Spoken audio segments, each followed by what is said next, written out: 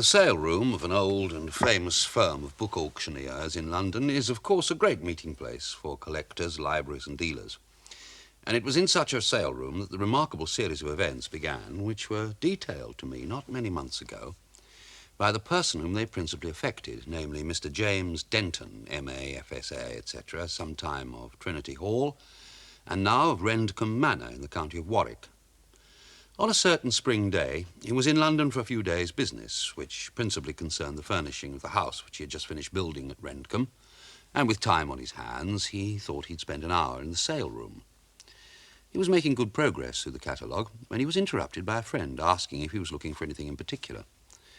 "I thought there might be some Warwickshire collection," said Denton, "but I don't see anything under Warwick." "I believe I noticed something like a Warwickshire diary," said his friend. Yes, here it is. Poynter, lot 486.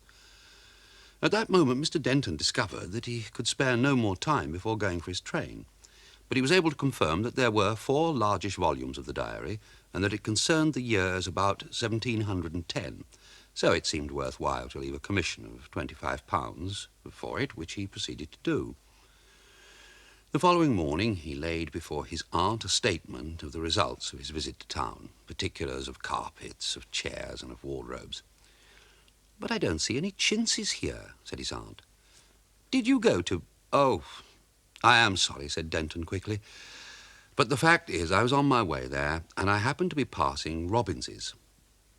"I suppose that means another parcel of horrible old books," replied his aunt.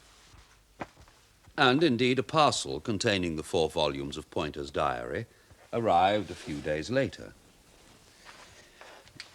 On the Sunday morning after church, Mr. Denton's aunt came into the study and was diverted from what she'd been going to say by the sight of the 4 brown leather quartos on the table.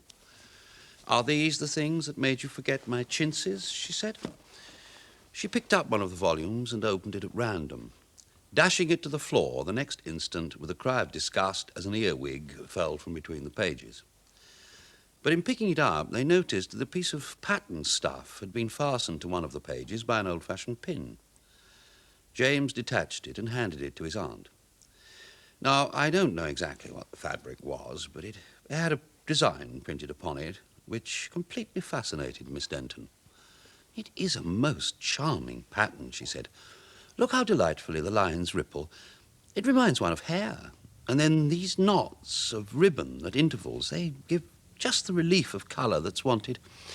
I wonder—" I was going to say," said James with deference, I wonder if it would cost much to have it copied for our curtains.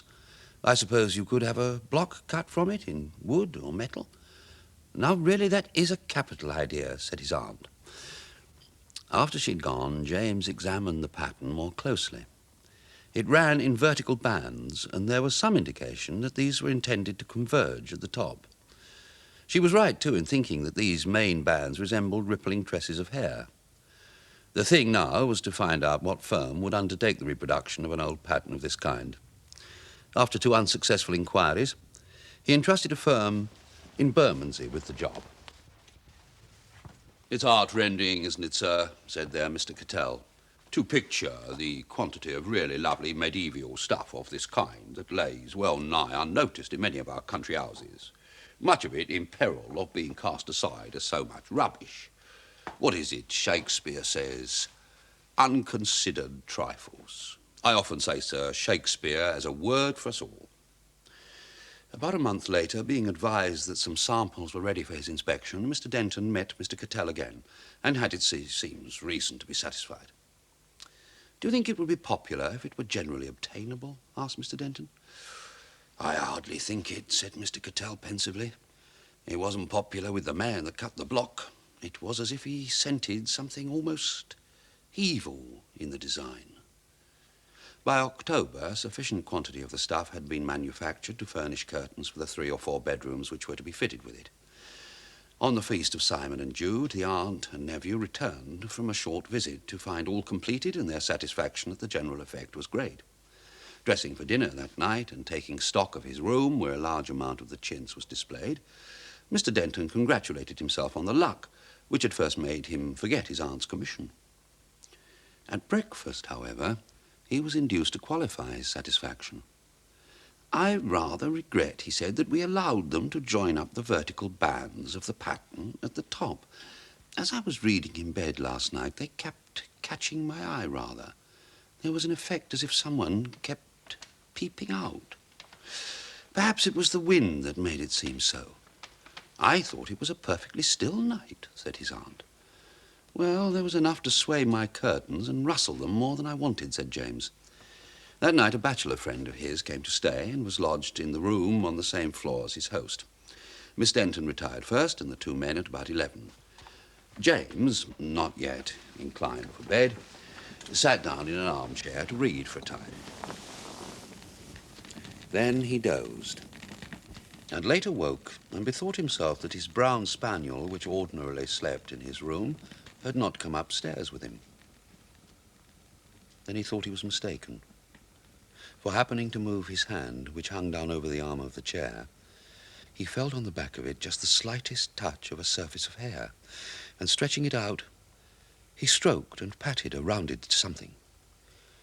But instead of a responsive movement, absolute stillness greeted his touch, making him look over the arm. What he'd been touching rose to meet him. It was in the attitude of one that had crept along the floor on its belly, and it was, so far as could be recollected, a human figure, but of the face now rising to within a few inches of his own, no feature was discernible, only hair. Shapeless as it was, there was about it so horrible an air of menace that, moaning with fear, he bounded from his chair and rushed from the room.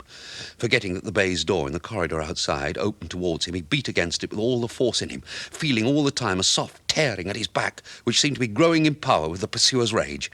Then at last he was through the door, shutting it behind him, and had gained his friend's room. It seems curious that during all the time that had elapsed since the purchase of Poynter's diary, James Denton should not have sought an explanation of the presence of the pattern that had been pinned into it. Now he examined the relevant volume more closely. What he suspected about it turned out to be correct. 2 or 3 leaves were pasted together, but written upon, and they yielded easily to steaming. The entry was made in 1707. Old Mr. Casbury of Accrington told me this day much of young Sir Everard Charlett, whom he remembered commoner of University College. This Charlett was a personable young gent, but noted for his extravagances, and if the full history of his debaucheries had been known, no doubt would have been expelled. He was a very beautiful person, and constantly wore his own hair, which was very abundant. Note that Mr. Casbury said that he remembers not the year of Sir Everard Charlett's death, but it was 1692 or 3.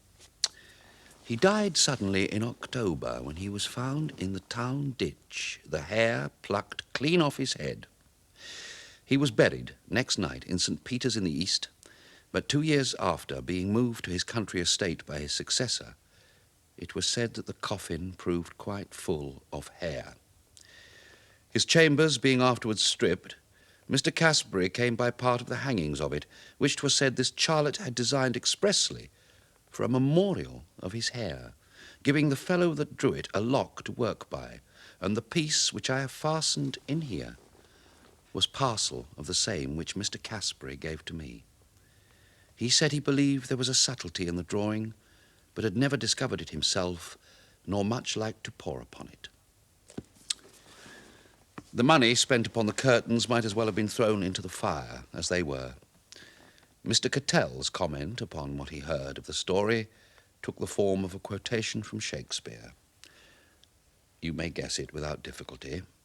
It began with the words, "There are more things